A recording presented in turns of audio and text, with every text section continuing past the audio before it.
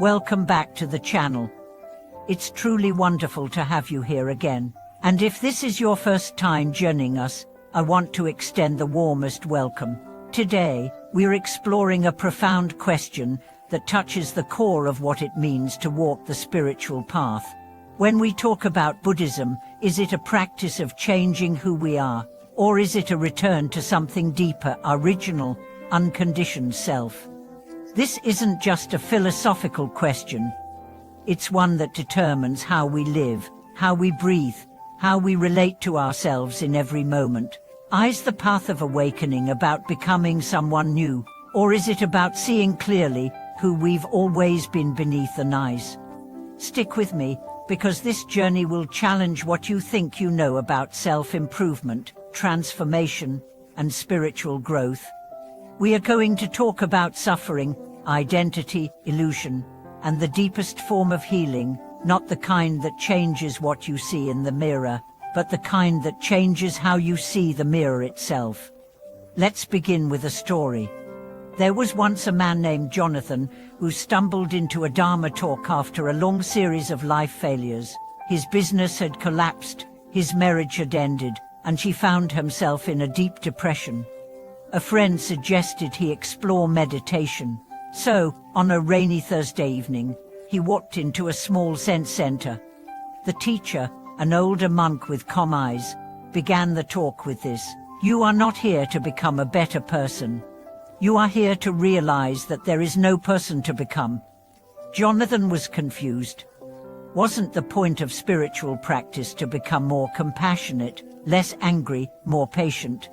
But the monk continued, "You don't need to change. You need to wake up." And with that, Jonathan's journey truly began. This is the paradox at the heart of Buddhist practice. On one hand, we engage in practices like meditation, ethical precepts, mindfulness, all of which seem to suggest we are improving ourselves. But on the other hand, the deepest teachings tell us there is no solid self to improve. The self is like a rainbow, vivid, beautiful, but ultimately empty. So what are we doing when we change? We are not changing the self. We are dissolving the illusions around it. We are cleaning the lens, not replacing the camera. This is where the concept of returning to one's true nature becomes vital. Let's use the metaphor of a mirror. A mirror reflects anything placed in front of it. It does not hold on to images. It does not judge what it shows.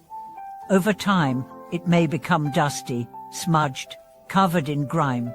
But the mirror itself is never damaged. It's just obscured. Our mind, our true nature, is like that mirror. Life experiences, traumas, habits, identities, they are the dust.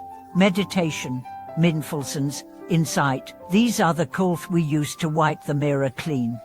We are not installing a new mirror. We are rediscovering the one that's always been there. Well, now, let's consider how this plays out in real life. There was a young woman named Aisha who had been told her whole life she was too emotional.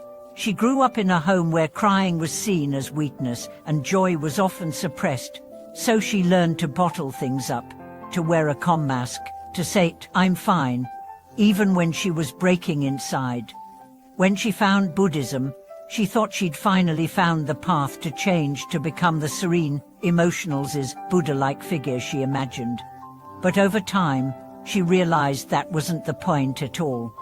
She didn't need to become less emotional. She needed to meet her emotions without judgment. She needed to stop believing that her tears made her broken. Through meditation, she learned to observe her emotions as passing clouds, not as evidence of her unworthiness. And one day, sitting in deep meditation, she felt a powerful wave of sadness rise, and for the first time, she didn't resist. She didn't push it away. She just sat with it, breathed with it. And in that moment, she experienced profound clarity. The sadness was not hers, it was just energy. It was just a ripple on the surface of a vast, peaceful lake. That lake was her true nature. Let's now revisit a classic Buddhist teaching. Form is emptiness. Emptiness is form. We often think of emptiness as a void, a nothingness. But in Buddhist thought, emptiness means the absence of fixed identity. It means everything is fluid, interdependent, ever-changing. When you truly grasp this, you stop clinging to the idea of "I need to fix myself." Instead, you begin to witness. You become a witness to your anger, your fear, your joy, your doubt. You don't identify with them, you don't push them away, you don't become them, you just see them. And this awareness is liberation.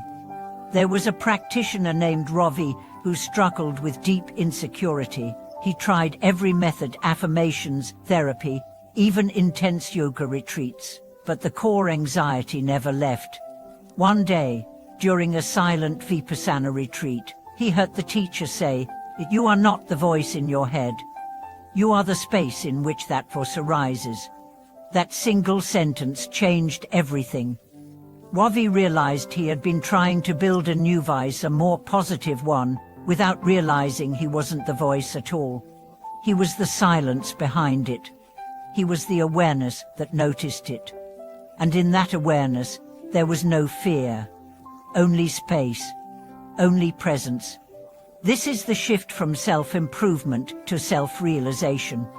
When you try to change yourself, you operate from the assumption that something is wrong with you, that you're broken, that you need to become someone else. This is the root of suffering. But when you return to your true nature, you realize nothing was ever wrong. You were just caught in a dream of identity, comparison, achievement. Buddhist practice wakes you from that dream. It doesn't give you a new mask. It takes the mask off. Now, you might wonder, does this mean we should just accept our flaws? Let our bad habits run wild? Absolutely not. The path is not about complacency. It's about compassion. When you truly see your habits, your reactions, your suffering, not with shame, but with gentle awareness, they begin to dissolve naturally. You don't force change.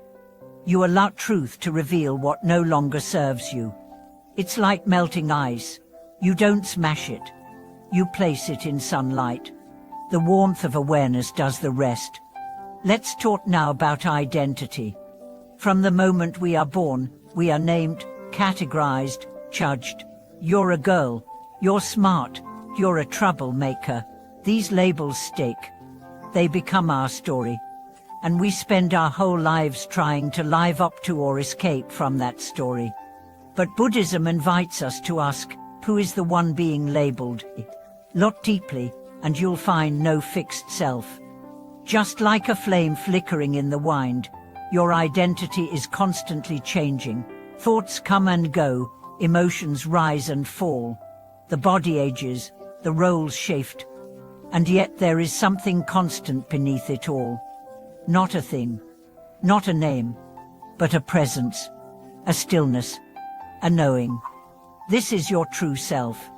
Not a person, not a personality, but pure awareness.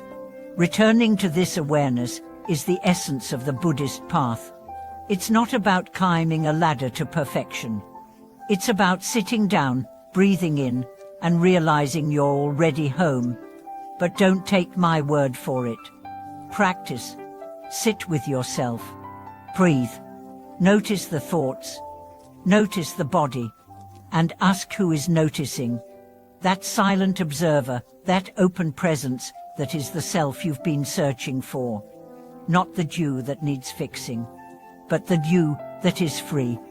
As we close this video, I invite you to reflect on your own path. Are you trying to become someone? Or are you willing to see who you already are? Are you striving? Or are you surrendering? Are you adding layers? Or peeling them away? The truth is, your deepest self is not hiding. It's just quiet. Listen. Thank you for watching this video. If anything I shared today resonated with you, I'd love to hear about it in the comments below. Have you been trying to change yourself? What happens when you simply observe? What truths have you discovered when you stopped running? Please like, subscribe, and share this video with anyone you feel may benefit. This community grows through shared stories, shared silence, and shared awakening. Until next time, where you return again and again to the stillness that is always here.